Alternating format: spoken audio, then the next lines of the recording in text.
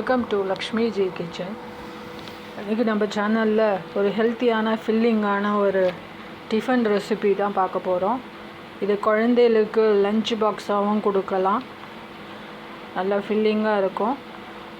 மத்தியானம் ஆற்றுக்கு வர மட்டும் பசி இல்லாமல் இருக்கும்.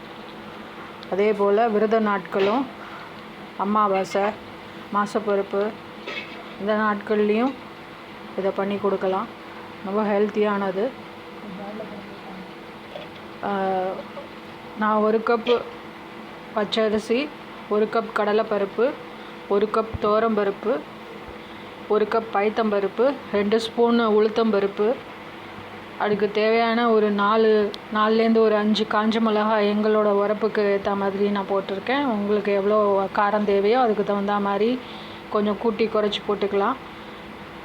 அதை ஒரு மணி நேரம் ஊற வச்சு தண்ணியை வடிச்சிட்டு அந்த மாதிரி அரைக்கிற மாதிரி அரைச்சி வச்சுக்கணும். ரொம்ப நைஸாக இல்லாமல் கொஞ்சம் கொரப்பாக அரைச்சி வச்சுக்கணும்.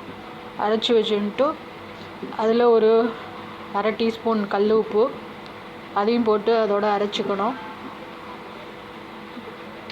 அப்புறம் இந்த மாவில் ஒரு அரை டீஸ்பூன் மஞ்சப்பொடி இதையும் போட்டு கலந்துட்டு ஒரு இட்லி பாத்திரத்தில் நம்ம இட்லி வாக்குற மாதிரி ஒரு 10 நிமிஷம் 10லேருந்து 12 நிமிஷம் இதை நல்லா வேக விட்டு எடுக்கணும். இது கொஞ்சம் ஆறின அப்புறம் ஸ்கொயராக கட் பண்ணி வச்சுக்கணும்.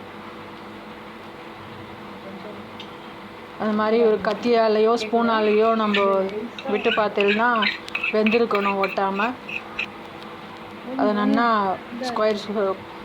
ஸ்கொயராக கட் பண்ணி வச்சுக்கணும். வச்சுன்னுட்டு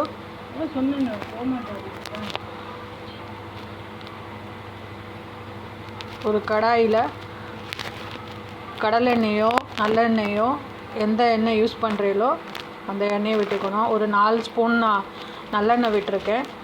1 ஸ்பூன் கடுகு, ஒரு 1.5 ஸ்பூன் உளுத்தம்பருப்பு, கொஞ்சம் கருவேப்பிலை, அப்புறம் நம்ம இந்த ஸ்கொயராக கட் பண்ணி வச்சுருக்கிற இந்த அதையும் போட்டு மேலே கொஞ்சம் இட்லி பொடி அதையும் ஒரு 3லேருந்து ஒரு 4 ஸ்பூன் இட்லி பொடியும் போட்டிருக்கேன். அப்புறம் மேலே ஒரு 2 ஸ்பூன் துருகின தேங்காய் அதையும் போட்டு இறக்கினா நம்மளோட ஷீராலம் ரெடியாக எடுத்து நீங்களும் ட்ரை பண்ணி பாருங்க. எப்படி வந்ததுன்னு கமெண்ட் பாக்ஸில். கட்டி பெருங்காயமாக இருந்தால் அந்த கட்டி பெருங்காயத்தையும் அந்த அரைக்கும்போது இந்த மாவோடு சேர்த்து அரைச்சிக்கணும், அரிசியோடு சேர்த்து. நான் அரை டீஸ்பூன் பெருங்காய பொடி போட்டிருக்கேன்.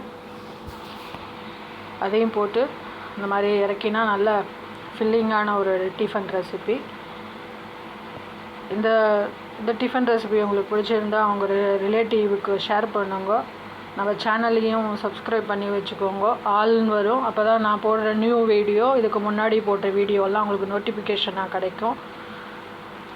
தேங்க்ஸ் ஃபார் வாட்சிங் மை சேனல். தேங்க்யூ.